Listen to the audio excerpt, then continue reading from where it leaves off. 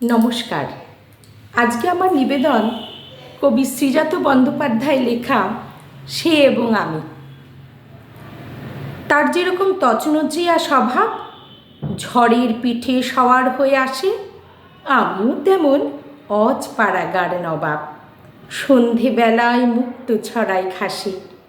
তার যেরকম বিরুদ্ধতার মেজাজ, হঠাৎ করে উল্টো দিকে ছোটে, আমিও তেমনি আগুন জলে ভেজা, সময় বুঝে ঠোঁট বসাবো ঠোঁটে। তার যেরকম উল্টো পাল্টা খুশি, হালকা রঙের বাতাসে চুল বাঁধে, আমিও তেমনি সিঁদুর মেঘে পুষি, কেমন একটা গন্ধ ছড়ায় ছাদে।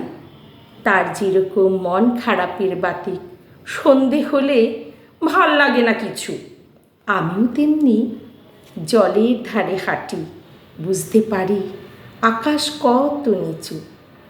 তার যেরকম জাপটে ধরে সোহাগ, আমায় ছাড়া চলে না একদিনও, আমিও তেমন দু চার লাইন দোহা, লেখার উপর ছড়িয়ে থাকা তৃণ।